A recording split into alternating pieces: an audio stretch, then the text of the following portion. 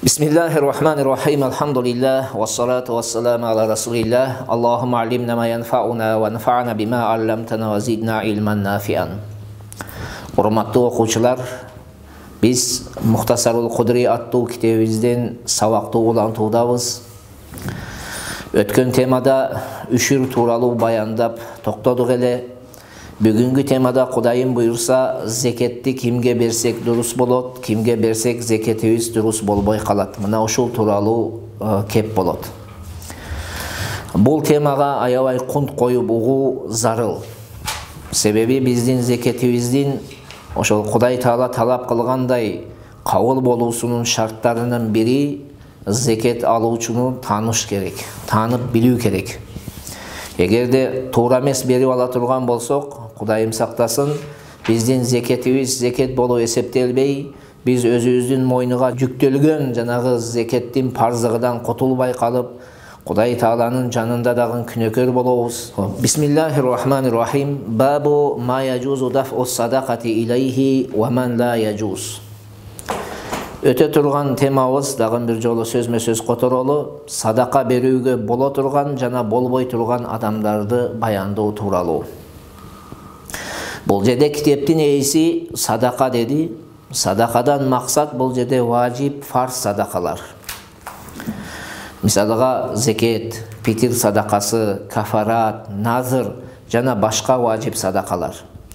Ошондуктан бул жерде айта турган темабыз тек гана азыр зекетке тиешелүү эмес экен, башка важип садакаларга дагы тиешелүү. Аларды дагы мына ушул төмөндө айта турган берүүгө боло турган кишилерге беришибиз керек, болбой турган кишилерге берсек берүүгө болбойт.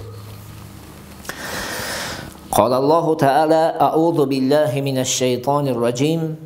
Иннамас садакату лил фукараи вал масакини вал амилина алейха вал муаллафати кулубухум ва фир рикаби вал гаримина ва фи сабилиллахи ва ибнис сабил." Улуу Аллах Таала ыйык Кур'ан-ы Каримде минтип айткан.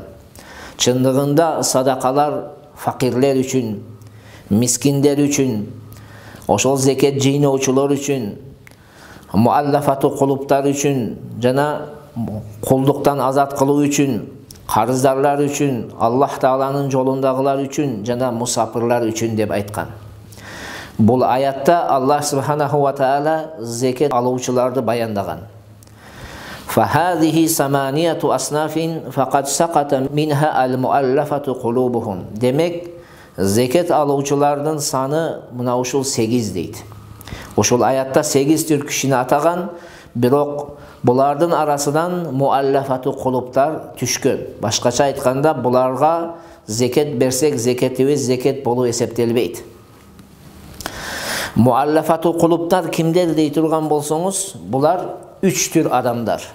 Пайгамбарыбыз саллаллаху алейхи ва саллам жүрөктөрүн жибити үчүн бир 3 түр адамга эмне кылган? Зекеттен берип турган. Алардын бири бул өзүнүн коомунун башчылары болгон. Мына ошолорго пайгамбарыбыз саллаллаху алейхи ва саллам зекет берген. Эгерде ал киши исламды кабыл кылса, аны ээрчип, анын коому дагы, анын уруусу дагы исламды кабыл кылат деген ой менен. Экинчи түрү исламды кабыл кылышкан болгону, булар аябай ыймандары алсыз болгондуктан пайгамбарыбыз саллаллаху алейхи ва саллам ошол ыйманга бекем болсундар деп туруп, буларга зекет берип турган. Ал эми үчүнчү түрү бул жамандыктардан сактануу максатында зекет берип турган адамдар. Мына ушул 3 түр адамдар ушул аяттагы келген 8 түрдүн ичинен бирине муаллафатул кулуптар болсо, алар 3кө бөлүндү. Мына ушул 3 түр адамдарга зекет берүүгө болбойт азыр биздин учурда. Эмне үчүн десеңиз, лианна Аллаха Таала ааззал ислама ва агна анхум. Себеби Кудай Таала исламга кадыр барк берди, исламды урматтуу кылды жана башкаларга болгон, мындай адамдарга болгон муктаждыкты кетирди. Азыр мусулмандар бул нерсеге муктаж эмес. Albatta bu nerse Peygamberimiz sallallahu aleyhi ve sellem'nin doğrunda berilgeni menen kiyinki doğrularda Abu Bakr Siddiq'in doğruda Umar radıyallahu anh'unun demesi menen berilbey kaldı. Sebebi illatı joyuldu. İslam muhtaç eken kezde berilip жүрdü. Oşonduktan şariatta bir erece var. El-hukmu yaduru ma'a illatihi vücudan ve adaman. İllat ökümü menen çoğu aylanıp жүрөт. İllat табылса öküm var, illat табылбай kalsa öküm yok. Başkaça ayтканда sebebi табылса бар öküm, sebebi жоқ болса жоқ болот. Mına ошол İslam bunu bularga peygamberдің bergeninin sebebi emnede İslam'dı İslam alsız ede. İslamga jardam kerek ede. Mına ошол sebepten berip жүрgөн. Kiyin İslam önügө öskөндөн kiyin musulmandардын kadır barkı öskөндөн kiyin bul neseni kiyinki sahabalarыбыз emne kılıştı? Beribey koyuştu sebebi табылбай kaldı. Al эми эгерде ушундай doğur kayra kele turgan bolso, Kuday Taala saktасın, ушундай doğur kelip kayra musulmandar alsırap kayra ошондой адамдардын dinge kirүүsüne muhtaçlıklar jarala turgan bolso, je ошондой жаман адамдардын жамандыгыдан сактап калынуу максатында боло турган болсо, ушул illat табылса кайра берсе болот. Себеби бул illatка байланган, себепке байланган маселелерден. Эми Кур'андагы аятка кайра киришели. Wal faqiru man lahu adna shay'in. Kur'an'da en birinci emne dedi, birinci tür fukara. Fukara degen söz bol fakir degen sözdün köptük türü bolot. Fakir dep kimde aytat? Janagı sadakаны kedeylerge, fakirlerge belgile dedi. Fakir dep kimde aytat dese, man lahu adna shay'in. Taktap aytkanda biraz baylığı bar adamda aytat. Nisapka jetpegen, je 100 gram altını yok, je bolbosом 700 gram kümüşü yok bolgon, birok jegen içkeni bari bolgon adamdı emne dep koyotken? Fakir dep koyot. Mına uşularga zeketти beriş керек. Uşul jerde ayta kete turgan nerse alımlarımız aytat. Al-Hindiye attu fatvada mintip kelet. At-tasadduqu alal fakiril alim afdalu minat tasadduqi alal cahil. Alım kedeyge sadaka berü, zeketli berü, je sadaka berü, cahil kişiye sadaka berüden ne deyt? Жақшырақ deyt. Bunu albatta har kim har türde düşünöt, birok bul bizdin alımlarımızın pikiri. Oşonduktan bul pikirdi biz açık ayta verişimiz gerek. Alımdardın arasından oşondoy bir hizmet kılıp жатқан, dinge özünü salımın koşup жатқан alımdarыбыз бар bolup, alardın kolunda жоқ bolso, jakır bola turgan bolso, mına oşularga berүү jakşı. Oşularga kelечекте baysaңар, урматтуу окуучулар, oşondoy adamdарды berip oşolordu koldogula, jardamdашкыла oşolorga. Ekincisi vel miskinu man la şey'a lahu. Kur'an'da vel masakin dep geldi. Miskinler dep, masakin dep, miskin degen sözdün köptük türü bolot. Miskin dep kimde aytsa, man la şey'a lahu. Eç tekesi jok adamda aytat. Takır, eç tekesi jok adamda emne dep koyotken? Miskin dep koyot. Albatta ke bir kitaplarda uşun teskerisi kelgen.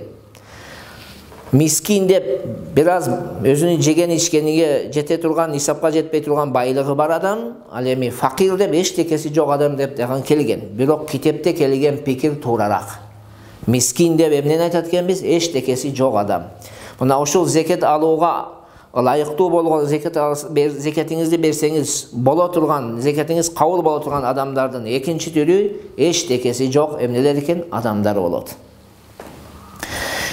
Kala verse şariatta miskinlerge özünün biraz küç aluu üçün kiyimi yok bolsa ошол bir kiyim satıp alıp denesini, avratını жабуу maksatında suranуу dagın, bularga tilemçilik kılуу dagın şariatta ruhsat berilet. Kançalık dengelde birok ошol kursağı toyup ibadatını atkarsın, avratını japsın, andan aşıkça suranıp tilenүү bularga tıyıu salıngan. Birok fakirlerge bul nese mümkün emes. Biraz baylığı var, kursağı tok, nisapka jetpegen akçası var adamlarga tilemçilik kılуу emnemez şariatta ruhsat berilbeyt alarga. Alarga tilemçilik kılуу aram.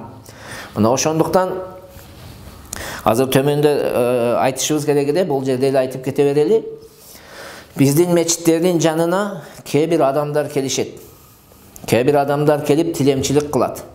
Анын колунан бардык иш келет, ишке жарайт, ден соолугу чын, орукчан эмес, көзү көрөт, кулагы угат, колу иштейт, буту иштейт, өтө күчтүү, бирок мечиттин жаныга келип алып тилемчилик кылат. Мына ушундай адамдарга бербеш керек. Аларга берүү жакшы эмес. Аларга берүү бул макрух болуп эсептелет. Бербешибиз керек. Ошого маани берели. Себеби биз эгер ага берсек, ал кесип кылбай, ошондой жалкоолук кылып, ошого таянып жашай берет. Ал күнөө иштин эшигини ачкан болот. Биз ошол күнөөсүнө жардам берген болобуз. Ошондуктан муну туура түшүнүш керек бул маселени. Üçüncüsü vel amilu yadfa'u ileyhil imamu in amila bi kadari amalihi. Kur'an'da üçüncü türü emne deydi? Vel amilina aleyha. Oşol zeket jino üçün amal kılgan kişiler, zeket jinoçular. Bizdin hazırkı termin aytsak налог jinoçular deyli. Oşol da orada padişah taraftan imam, padişah bir adamdardı belgileydi de siler balıp adamdardın zeketini çoğultasınlar deyip. Mına ошондой adamdardı amil deyip koyuyordu iştevçi. Bul kişige imam ошол amalına jaraşa beret. Kılgan, atkargan işine jaraşa beriş gerek. Mындайча айтканда bir жерден экинчи жерге bara turgan bolso, ошол барып келген мөөнөтүндө канча расход болсо, ошол расходко жараша берет. Бул киши дагы ашыкча жеп ичпеш керек. Орточо эл катары жеп ичип барып келиш керек, чогултуп келиш керек. Мына ошончолук андан ашыкча жеп ичсе, исрап менен жеп ичсе, же ашыкча ала турган болсо, бул кишиге рухсат бербейт шарият. Кыскасы орточо неме менен бул кишиге дагы зекеттен бөлүп айлык катарында берсеңиз болот. Бул киши эгер бай болсо дагы берсеңиз рухсат берет шарият. Бай болсо дагы бул ала берет, эчтеке болбойт буга. وفي الرقاب أي يعان المكاتبون في فك رقابهم. Kur'an'da وفي الرقاب деп келди. Riqobторго берилет dedi. Riqob degenden maksat kullar. Taqtab aytkanda mukatap kulдарды кулдуктан моюндарын бошотуу үчүн жардам берилет дейт. Мына ошолго дагы берсеңиз болот. Mukatap деп кожоюну менен келишим түзгөн кулду айтат. Мисалга жылдын башында 1000 сом, акырында 1000 сом алып келсең, сен азат десе, кул дагы макул болсо, ошондой кул мукатап деген кулга айланат. Анын моюну колу бош болот да барып кесип кылып, ошол акчаны чогултуп алып келип төлөп, кожоюнда не болот? Азат болуп кетет. Мына ошондой адамдарга дагы зекет берүүгө экен болот. Вал-гhaриму ман лазимаху дайнун. Кур'андагы дагы бир түрү вал-ghaримин деп келди мына. Ghaримин деген сөз бул gharim деген сөздүн көптүк түрү болот. Bundan maksat kim dese karızlar kişini aytat. Karızga batkан kişini gharim деп koyot. Ошундай karızga batkан adamlarga dagы zeket берсеңиz болот. Жөнөкөй кедейге, факирге караганда gharimге берсеңиз жакшыраак болот дагы шариятта. Карыздар адамды карыздан кутуруу максатында берсеңиз бул эң жакшы болот. Ва фи сабилиллахи мункатиул гузат.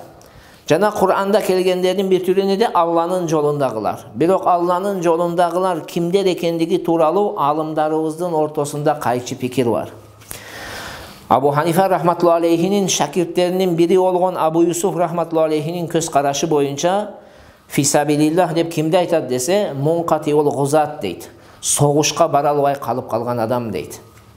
Башкача айтканда мусулмандар менен капырлардын ортосунда тирешүү болуп, согуш болуп, салгылашуу болуп жаткан кезде ошол мусулмандардын аскерине барып жетүүгө бир алы жетпей калган бир кедей бир жоого чыккан аскери болсо, мына ошого жардам берсе, зекетини берсе болот деген түшүнүктү айтат.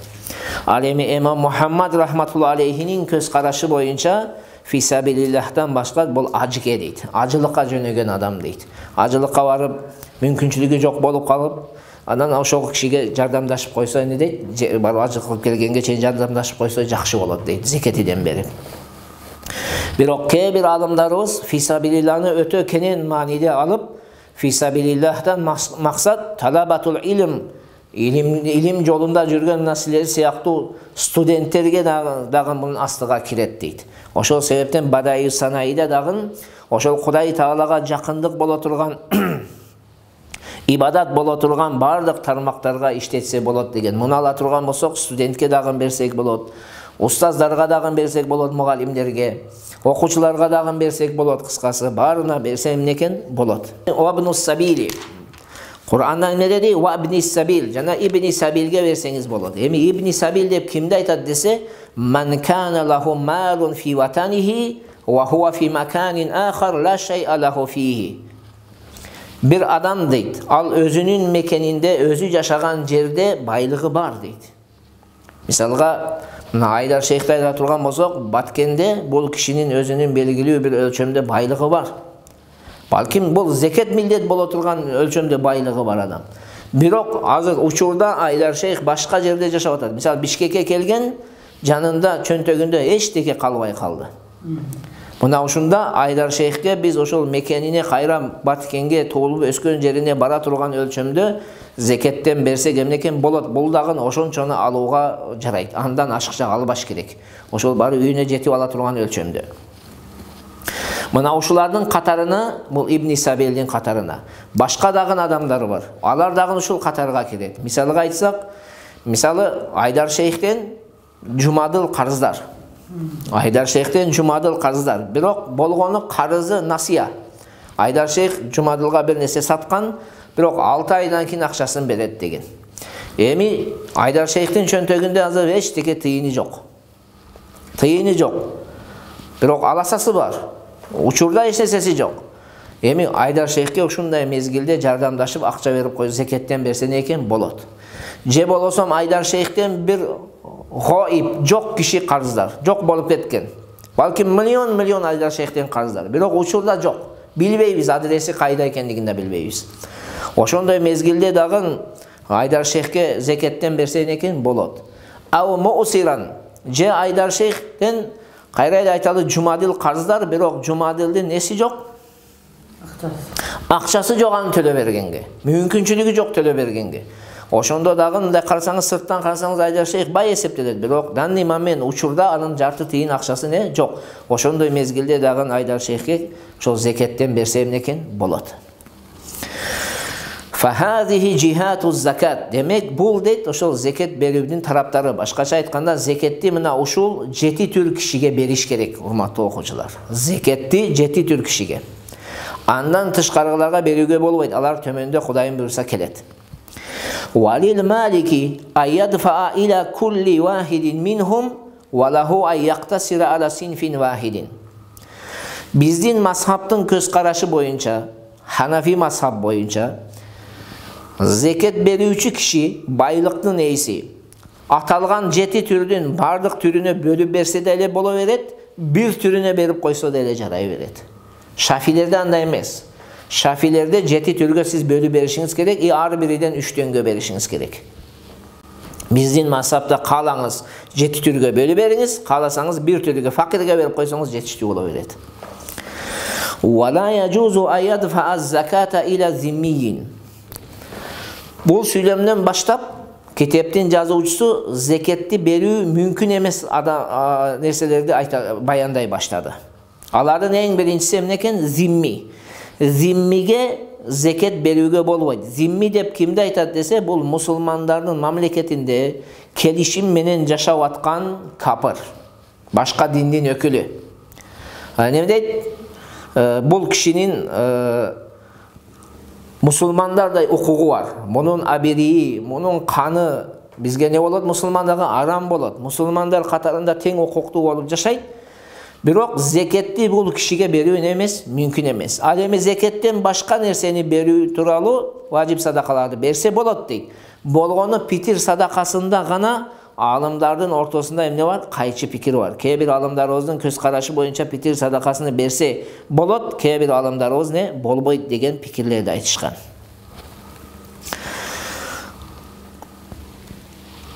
Вала юбна биха масжидун, вала юкаффану биха майитун, вала юштаро биха ракабатун юутак. Бул жерде бир эрежеге маани бериңиздер. Кунт коюңуздар. Зекет берүүдө эйи чыгарып берүү,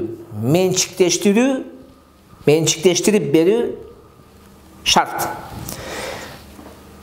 Tamlik bolot, anan ibahat bolot. Tamlik dep bul siz mençik teştirip beresiz. Mına sizdiki bilgeningizdi kılыңыз degендей. Zekat mına uşunday beriliş gerek. Egerde çıkarıp berбесеңiz, zeketiniz zeket bolup esептелбейт. İbahat kılsanız, misalıga zeketingizge jür barып men tamak içirip koyayın sizge desеңiz жарабайт.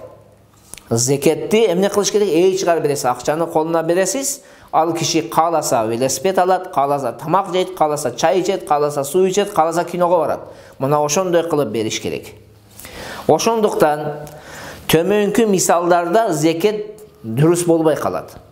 Kayсыл misal eken? Wala yubna biha masjidun. Meçit kurulbayt zeketin akçası menen. Bir bay kelip zeketi menen tüp-düz men meçit kuram dese, ova meçit kurgandığının soğubunu alat.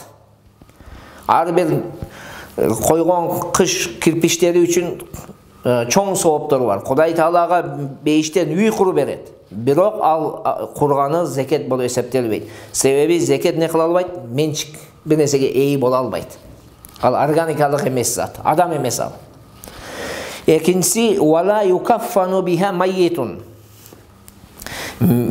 Ölükkü kepin kıldırı beri albayt. Barıp men eme uşul zeketime tigini kepin satıp al beren orap koysun deseniz bolboyt. Жарабайт ал нерсе. Siz akçаны berişiniz gerek. Ошол ölüktün eysi kalasa kepin alat, kalasa başka işini kılat. Oşondo ruhsat berilet. Wala yushtara biha raqabatun yu'taq. Azat bolup kete turgan kuldu zekettin akçası menen satıp alууга bolboyt. Şariatta bir ereje var. Kayсыл kişi Peygamber sallallahu aleyhi ve sellem aytат.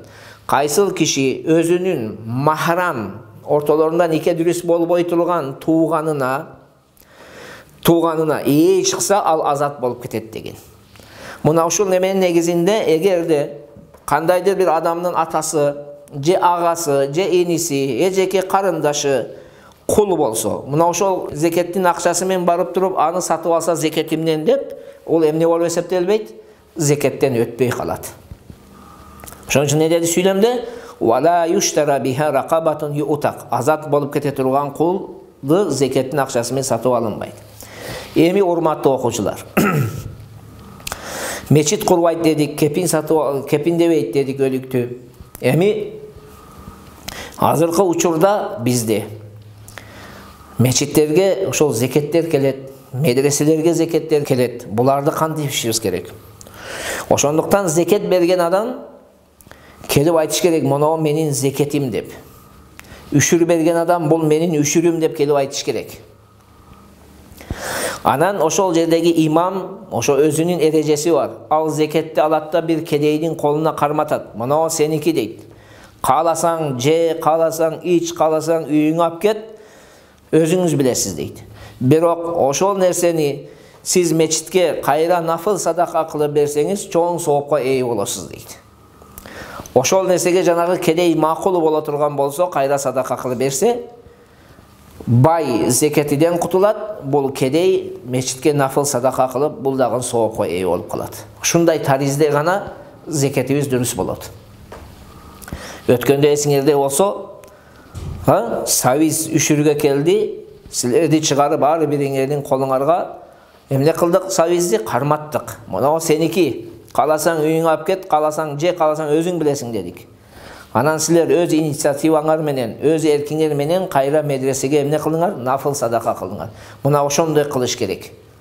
Vacip sadakalarda uşunday jol menen gana meçit medreselerde işletүүgө bolot. Başka jol jok. Wala tudfa'u ila ganiyin. Zeketти bayga berүүgө bolboyt deyt.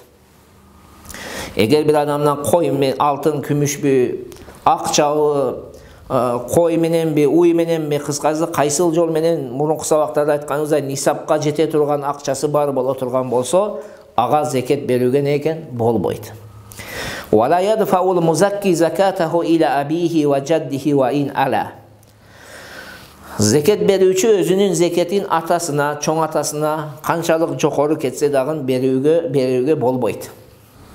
Bul jerde dagın bir erejeni eske alыңыздар. Siz kimden törölüp gelgensiz, kimden törölgönsiz, jana sizden kim tarayt, oşolorgo berүү mümkün emes. Hazır bul jerde emne dedi? Ataňyzga.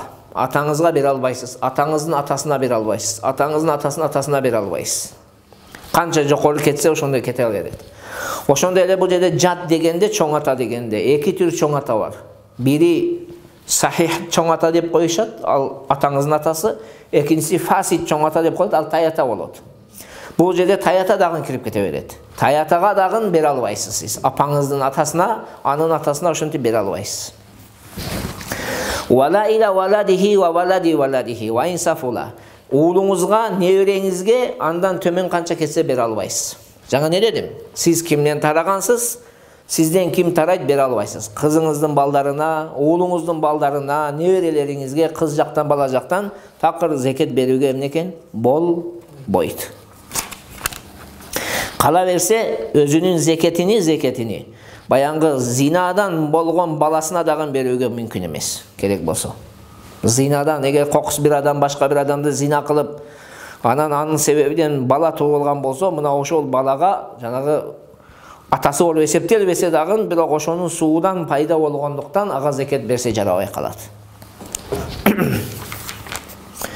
Вала иля уммихи ва жаддатихи ва ин алат. Жана зекетти апасына, чоң энесине бере албайт, канча жокору кетсе дагы. Башкача айтканда, сиз апаңызга, апаңыздын апасына, тайенеңизге бере албайсыз. Ошондой эле атаңыздын апасына дагы берүүгө мүмкүн эмес. Атасына, апаңызга дагы, тайенеңизге дагы зекет берүү не экен? Мүмкүн эмес. Канча жокору кетсе дагы. Байкаганыңыздай бул жерде бир туугандарды, аталарыбыздын бир туугандары тууралуу кеп болбоду. Андыктан аларга зекет берүүгө болот. Атаңыздын бир туугандарына кедей болсо берсеңиз болот. Өзүңүздүн эжеке карындаштарыңызга зекет берсеңиз болот. Дагы жакшыраак болот. Эки соо аласыз. Туугандык мамилени тургузган болосуз. Ошол эле учурда зекетиңиздин милдетинен дагы кутуласыз. Вала тадфаул мар'ату иля завжиха инда Аби Ханифата рахимахуллаху таала. Абу Ханифа рахматуллахи алейхинин көз карашы боюнча аял зекетини күйөөгө бербейт. Эгерде аялыбыз бай болсо, бизнесмен боло турган болсо, ошол өзүнүн күйөөүнө зекетин берсе эмне экен? Жарабайт. Болбойт. Абу Ханифанын көз карашы боюнча. Ал эми ва кала тадфау илейхи. Эки имамдын көз карашы боюнча, Абу Юсуф менен имам Мухаммадтын көз карашы боюнча берсе болот. Вала ядфау иля мукатабихи. Зекет берүүчү өзүнүн мукатап кулуна зекет берсе болбойт. Мукатапты жокоруда эмне кылдык? Айттык. Бирок бул жерде мукатап деп коюп жатат. Өзү негизи кулдардын түрү бар. Мукатап, мудаббар, умми валат, анан кин деп коет. Кин деп бул жөнөкөй обычный кулду айтат. Мукатап дегени жанагындай келишим түзгөн кулду айтат. Мудаббар дегени мен өлгөндөн кийин сен азат десе кожоюн. Кожоюн кайсыл кулга мен өлгөндөн кийин сен азат десе, ошол кулду мудаббар деп коет. Умми валат деп кожоюнудан төрөп, анан кожоюну ушунун баласы менден деген болсо, ал күндү умми валат деп коет. Мына мукатаптын катарына ошолор дагы кирет. Кыскасы, бир адам өзүнүн мукатабына, мамлугуна, мудаббарына, умми валадына зекет бере албайт. Вала мамлуки ганийин, жана башка бир байдын мамлугуга дагы зекет не кыла албайт экен? Бере албайт. Мисалга, мага зекет милдет болгон болсо, Айдар шейхтин, бай Айдар шейх, анан Айдар шейхтин колундан эгер кулу бар, ошол кулга берүү эмне экен? Мүмкүн эмес болот. Ва валади ганийин иза кана сагиран, жана ошондой эле байдын балагатка жетелек баласына дагы зекет берүүгө болбойт. Байдын балагатка жетелек баласына не болбойт экен? Зекет берүүгө болбойт. Ал эми эгерде балагатка жеткен болуп, ал бай болбосо, ага зекет берсе болот. Мисалга айталы, мына азыр силер азыр ар бириңер балагатка жеттиңер. Бирок эч кимиңердин өзүңөрдүн бир бизнесиңер, өзүңөрдүн бир ишиңер жок. Сиздерде азыр акча жок. Бирок аталарыңар балким миллионер, балким миллиардер. Бирок ошого карабастан зекет берүү эмне экен? Силерге болот. Вала иля бани Хашимин. وهم آل علي وآل عباس وآل جعفر وآل عقيل وآل حارث ibn Abdülmuttalib ve mevalihim. Jana zeketli Bani Haşim urusuna dağın berүүгө bolboyt. Bani Haşim urusu kimdir deseniz, al Ali radıyallahu anhunun, Abbas, Cafer, Aqil, jana Haris'tin neleri? Urpaqtары. Jana alar azat kılgandar. Alardın kullarına dağın zeket berүүгө emneken bolboyt. Bирок Peygamberimiz sallallahu aleyhi ve sellem'nin başka tuğandары, Bani Haşim'den tışkargılары, mesela Abu Lahab'tın ballarına zeket berseniz ne? Jaray beret. Bolot. Bирок bul tuğandarına zeket berүү mümkün emes. Ve qala Abu Hanife ve Muhammed, İza dafa'a zekata ila raculin yadhunnuhu faqiran thumma bana annahu ghaniyun أو هاشمي أو كافر أو دفع في ظلمة إلى فقير ثم بان أنه أبوه أو ابنه فلا إعادة عليه. Abu Hanife menen İmam Muhammed aytıştı. Eğer de bir kişini kede edip oylop zeketin berse, bol jerde bir kişi turat, şeklendi, ekilendi. Bul masrif bi, masrif emes bi. Zeketli bersen bol kişiye jarayı jarabay dep oylanıp, ekilenip kümen kılıp, anan oyunun köpçülük bölügü menen emne dedi, ha bul kişi bolat şuga zeket bersen, bul kedey dep çeçim çıkardı. Anan al kişiye berdi. Bergenden keyin biraz möhnet ötkenden keyin bay ekendigi bilindi. Je Bani Haşim urusundan ekendigi bilindi. Je kapır ekendigi bilindi. Je karangı tündü bir kedeyge zeketin berdi, keyin karasa atası, je uğulu olup çıktı. Uşul süretlerinin bardığında, misallarının bardığında kayra başıdan zeket berүү ne bolboyt? Mildet bolboyt deydi. Birok uşul jerde ayta turgan masele, karasanız, ekilenip kedey dep, kedey emes bir zeket bersen bolboybu dep turup, emne kılı oyunun köpçülük bölügünü alıp berdi. Aleme eğer de ekilenbey turup ele, oyunun köpçülük bundayları, oyunun köpçülük bölügü bir tarafka tokta oyturup ele berdi da, berse. Cebol olsam takırla oyunun köpçülük bölügünü alıp tovakelge salıp ele berip taşladı. Cebol olsam ekilengenden keyin oyun köpçülük bölügüne de ne dedi? Bul masrif emes, bulga bersen bolboy dep turup, birok berdi oşogo. Andan keyin janağı jokorda atalgandar çıksa, bay olup çıktı, Haşimi olup çıktı, je kafir olup çıksa, anda bergen zeketi emne bolboyt, zeket bolup eseptelbey, kayra başıdan emne kılış gerek, beriş gerek bolup kalat. Oşon üçün bul süйлömdü tuğra düşünüş gerek. Kanday eken bul? Zeket bersen bolboy turup, ekinlenip turup, oyunun köpçülük bölügünde kedey degen çeçim çıkarıp anan berdi. Eğer uşunday çeçim çıkarbayla, bayağı oyun köpçülük bölügü bir jaka toktabayla berip koysa, je bolsam ne dedik? Takırla oyun köpçülük bölügünü alıbayla, bismillah de bereverdi, tovakelge salıp. Je köpçülük oyunun köpçülük bölügünde ne dedi? Bul masrif emes, bul jarabay dedi, birok berdi oşogo. Berse, keyin bay ekendigi, je Haşim ekendigi çıksa emne bolatken, kayra başıdan zeket beriş gerek bolat. Şunu unutmаңыздар. Bu kitaplardagi har bir sözdün içinde söz var. Oşol sözlerdi ayabay tereң düşünüş gerek. Ve qala Abu Yusuf aleyhil iadatu. Abu Yusuf rahmetullahi aleyhinin köz karaşı boyunca jokorda atalgan misallarda kayra başıdan zeket berүү emne bolat deyt? Mildet bolat deyt. وَلَوْ دَفَعَ إِلَى شَخْصٍ ثُمَّ عَلِمَ أَنَّهُ عَبْدُهُ أَوْ مُكَاتَبُهُ لَمْ يَجُزْ فِي قَوْلِهِمْ جَمِيعًا. Eğer de bir kişiye zeketin berdi, andan keyin karasa özünün kulu ekendigi bilindi. Je özünün mukatabı ekendigi bilinse, anda alımdarımız bir doğuş menen ne bolboyt? Durus bolboyt degen çeçimde aytışkan. Kayra kaytarıp beriş gerek. وَلَا يَجُوزُ دَفْعُ الزَّكَاةِ إِلَى مَنْ يَمْلِكُ نِسَابًا مِنْ أَيِّ مَالٍ كَانَ.